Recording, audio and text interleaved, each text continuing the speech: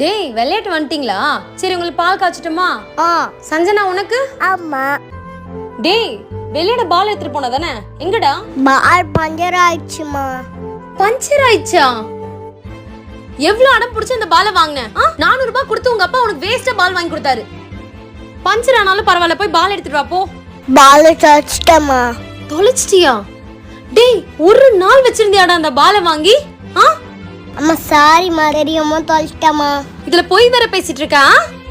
போய் பேசாதன்னு எத்தனை தடவை சொல்லிருக்கேன். உங்க அப்பா வரட்டும் இரு, உனக்கு பால் வாங்கி தந்தாரு, அவ்வளவுதான்.